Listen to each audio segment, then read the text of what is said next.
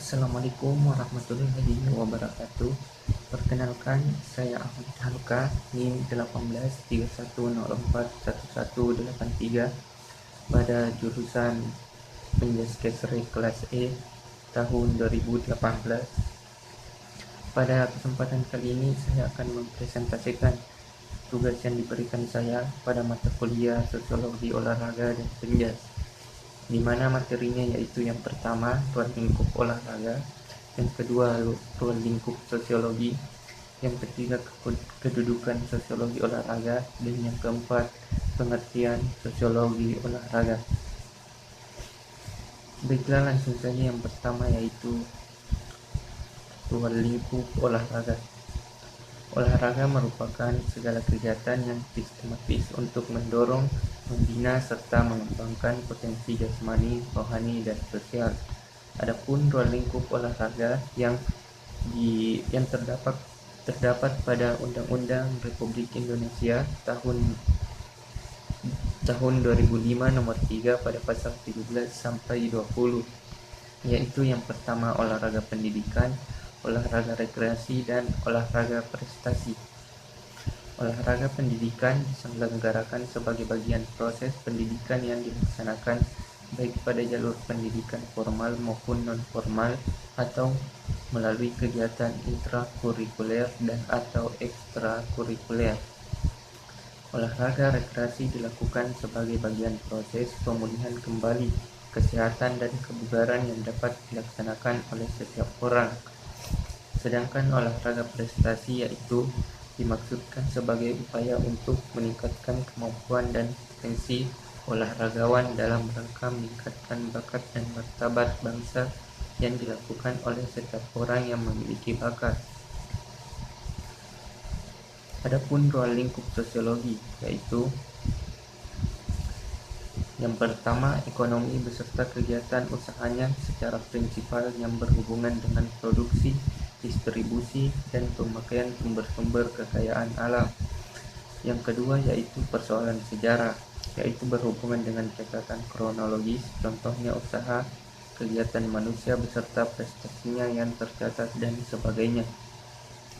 Yang ketiga yaitu masalah manajemen, yaitu pihak-pihak yang membuat kajian berkaitan dengan apa yang dialami warganya.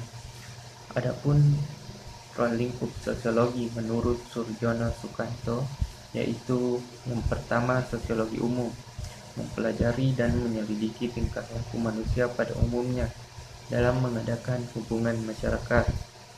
Yang kedua yaitu sosiologi khusus, mempelajari dan menyelidiki bermacam-macam sektor kehidupan bermasyarakat dari suatu segi kehidupan tertentu.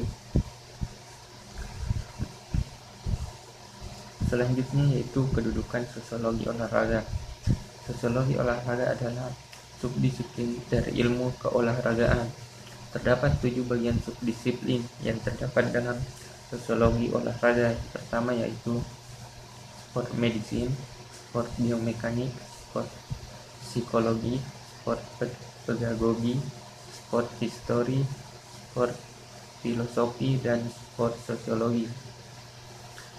Sport medicine atau kedokteran olahraga merupakan suatu ilmu yang mencakup bidang kesehatan, melibatkan sarjana atau ahli atau ilmu keolahragaan, guru pendidikan jasmani dan olahraga, pelatih olahraga kesehatan maupun olahraga prestasi.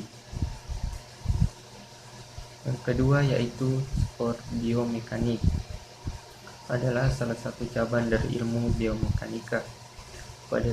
Pada dasarnya, sport biomekanik adalah ilmu yang mempelajari gerakan-gerakan yang dilakukan dalam sebuah kegiatan olahraga menggunakan prinsip-prinsip mekanika. Tujuan dari sport biomekanik adalah untuk memberikan pengetahuan yang lebih lengkap tentang gerakan-gerakan olahraga sehingga dapat dilakukan peningkatan performa dan juga pengurangan risiko cedera. Selanjutnya yaitu psikologi olahraga atau sport psikologis, merupakan studi tentang perilaku manusia dalam situasi olahraga. Ilmu ini memfokuskan pada belajar dan penampilan atau performa. dan mempertimbangkan baik partisipan maupun penonton atau penggemar. Selanjutnya yaitu pedagogi olahraga atau sport pedagogi adalah sebuah disiplin ilmu keolahragaan yang berpotensi untuk mengintegrasikan subdisiplin ilmu keolahragaan lainnya untuk melandasi semua praktik dalam bidang keolahragaan yang mengandung maksud dan tujuan untuk mendidik. Dan selanjutnya yaitu sosiologi olahraga. Sosiologi olahraga merupakan studi sosiologi terapan yang memfokuskan diri pada cabang olahraga. Secara khusus, sosiologi berusaha untuk memberikan solusi dalam permasalahan olahraga. Permasalahan ini muncul karena kekurangan sosialisasi masyarakat untuk menerima proses pembaharuan dalam sisi kesehatan. Adapun beberapa pengertian sosiologi olahraga menurut para ahli, yang pertama yaitu Donald Chu mengatakan bahwa sosiologi olahraga adalah sebagai perpaduan dua pengetahuan tentang bahasa sosiologi dan olahraga. Panduan ini dilakukan sebab olahraga berkaitan erat dengan tindakan yang dilakukan oleh masyarakat, baik kelompok ataupun individu. Yang kedua yaitu menurut Plessner. Plessner mengatakan bahwa sosiologi olahraga merupakan sebagai cabang ilmu sosial yang memberikan penekanan terhadap pentingnya pengembangan olahraga dan kehidupan manusia melalui teori-teori dalam kompensasi manusia.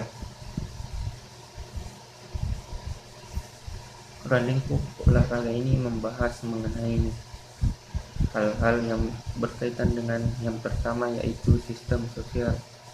Sistem sosial dalam kajian sosiologi olahraga adalah semua hal yang memiliki hubungan dengan garis sosial di dalam kehidupan masyarakat.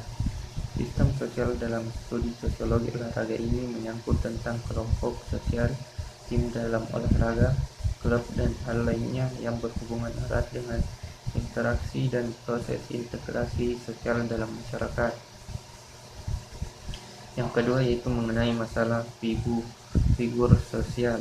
Kajian sosiologi olahraga selanjutnya mengenai figur sosial yang menyangkut tentang ketokohan atau olahragawan, mengenai pembina olahraga, dan hal-hal lainnya yang sesuai dengan hubungan dalam kehidupan masyarakat.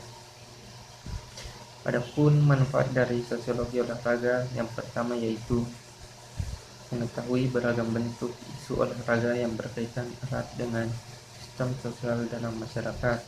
Yang kedua, memberikan analisis terhadap olahraga sebagai bagian daripada sistem sosial dan struktur dalam masyarakat. Yang ketiga, memberikan analisis yang tajam mengenai hubungan olahraga dengan pranata sosial. Analisis ini didapatkan dengan melakukan instrumen penelitian sosial. Yang keempat yaitu memberikan rekomendasi kepada masyarakat untuk mengisi waktu senggang. Yang kelima yaitu memberikan masukan dan rekomendasi terhadap peranan kelompok minoritas. Yang keenam, memberikan gambaran mengenai pentingnya implementasi terhadap pendidikan jasmani dalam konteks budaya masyarakat yang majemuk. Yang ketujuh, memberikan gambaran dan penjelasan terhadap kenakalan remaja dan olahraga. Adapun tujuan dari sosiologi olahraga yaitu salah satunya adalah pemenuhan terhadap kebutuhan dasar manusia di dalam proses sosial. Keberhasilan sosiologi olahraga ini sebagai upaya seseorang untuk dapat melakukan proses sosial melalui kualitas sikap dan perilaku dalam masyarakat adalah yang pertama, kedudukan olahraga dalam pembangunan nasional. Yang kedua, gerakan olahraga massal atau sport of all. Yang ketiga, olahraga dan wanita. 4, olahraga dan kepahlawanan. 5, olahraga dan kekerasan. 6. Olahraga dan lingkungan hidup. 7. Kelembagaan dan nilai-nilai olahraga. 8. Gerakan Olimpiade. Adapun sebagai isu mikro yang dibahas adalah yang pertama, kelembagaan olahraga. 2. Olahraga dan kekompakan. 3. Dinamika kelompok. 4. Budaya organisasi. 5. Kinerja organisasi dan anggotanya. Adapun contoh kajian sosiologi olahraga.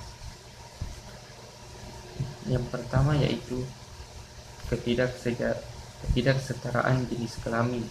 Yang kedua, identitas gender. Yang ketiga, bias yang diungkap media. Baiklah, cukup sekian yang dapat saya presentasikan pada kesempatan kali ini. Lebih dan kurangnya mohon dimaafkan. Assalamualaikum warahmatullahi wabarakatuh.